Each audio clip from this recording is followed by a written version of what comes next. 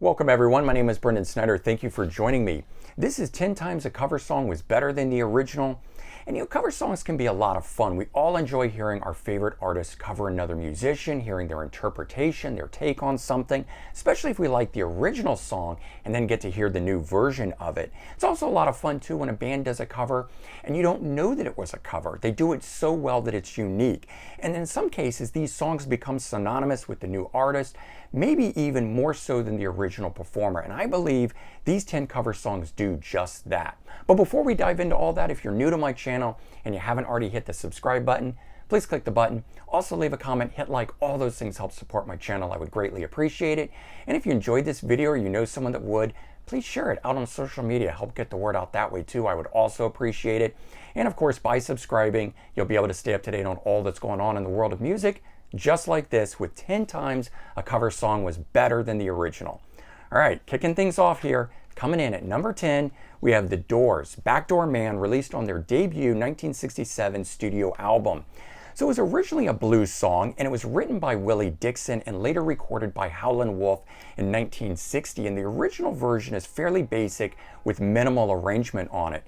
Now the Doors version, though, they vary the arrangement and they add in hard rock to it, creating much more tension and release in the song itself. And then you've got Jim Morrison's vocals that I think really puts the thing over the top, making this one the superior version. Okay, coming in at number 9, Deep Purple, Hush, released on their 1968 debut studio album, Shades of Deep Purple. It was written by Joe South for Billy Joe Royal in 1967, and Joe South would record his own version a year later in 1968. And then actually in the same year, Deep Purple covered it themselves. And despite all these different versions being out there in such close succession, Deep Purple was actually still able to have a hit with it, in part, I think, to the interesting embellishments between Ritchie Blackmore's guitar and John Lord's organ on it, making this one the strongest version. Coming in at number 8, Nazareth, Love Hurts, released on their 6th studio album, Hair of the Dog, 1975. And it's written by Bootaloo Bryant for the Everly Brothers in 1960. And the original version was a country-influenced rock song known for its close harmonies of the Everly Brothers, something they always did. But Nazareth changed the arrangement and performed it as a power ballad, and quite possibly the first ever power ballad. I'd love to go back and try to figure out who actually did the first one to inspire all the others. I think Nazareth could give people a run for money with this song. Anyway, Dan McCafferty's soulful, aching yet soaring vocals on this, and then you got Manny Charlton's beautiful guitar solo in it. I think this one makes the better of the two versions. All right, coming in at number 7, Rainbow, Since You've Been Gone, released on their 4th studio album, Down to Earth, 1979. And it was written by former Argent guitarist Russ Ballard and then released in 1976 on his solo album Winning. And he does a great version of it. These two versions are very similar in the way that they're done, but Rainbow had the powerhouse vocalist of Graham Bonnet to contend with. And between his performance and guitarist Ritchie Blackmore's playing, this version here, I believe, rises to the top. Okay, coming in at number 6, Poison, Your Mama Don't Dance, released on their 2nd studio album, Open Up and Say Ah, from 1988. It was written and recorded by Loggins and Messina in 1972, and the original version is a sparse pop rock style song. While the arrangement stays the same between these twos on here, Poison really revs up their version, do it in true over-the-top style that everything was in 1988 at that time. And then with lots of added guitar flair and solos, fills of that thing by guitarist CeCe DeVille, I think Poison takes the cake on this one. Okay, halfway through, coming in at number 5, Great White, Once Bitten, Twice Shy, released on their 4th studio album called Twice Shy from 1989. So it was originally written and recorded by former Mott the Hoople vocalist Ian Hunter in 1975. The original version is a rhythmic blues rock song. However, it lacks the punch that Great White would bring to it in 1989.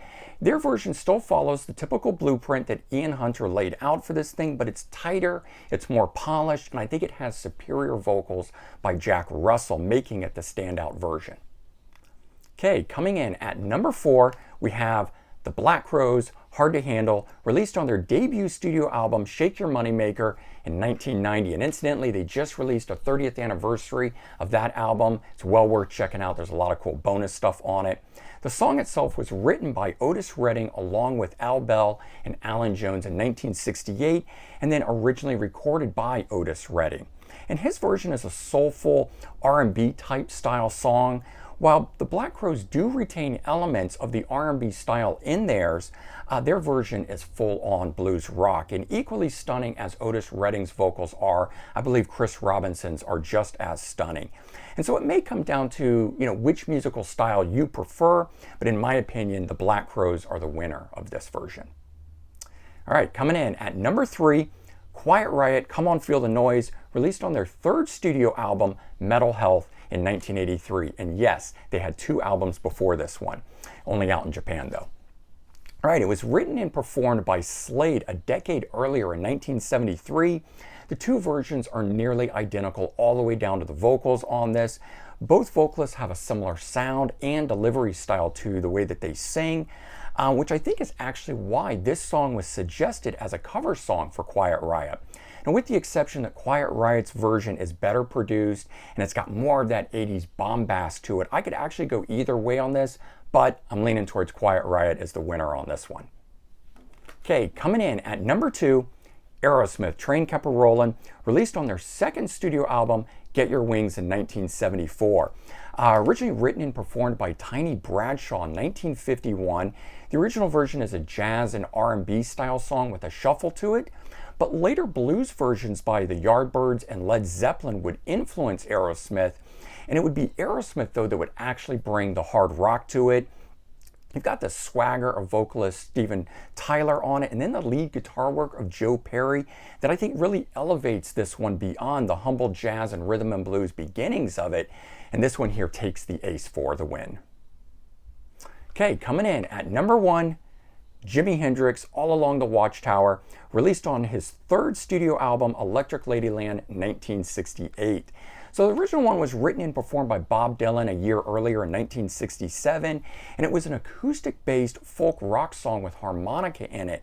And Dylan's version is fantastic in his own right. He's got very soulful vocals on it, but it's Hendrix's interpretation replacing all of the harmonica with lead guitar, and it just really supercharges the song and the feeling of it, in my opinion. And then with the addition, it's got far superior production on it. It adds a lot of depth to the recording, and the track itself goes from being a folk rock song to a soaring psychedelic rock classic, in my opinion. And hands down, this interpretation of it is the best version of the song, in my opinion. And there you go. 10 times a cover song was better than the original. I'm sure you guys got your own cover songs that you love. Let me know your thoughts on that. Also leave your comments. Let me know just in general what you're thinking about all of this. Remember to like and subscribe as well. Take care. Have a great day, and I'll talk to you all real soon. Bye, everyone.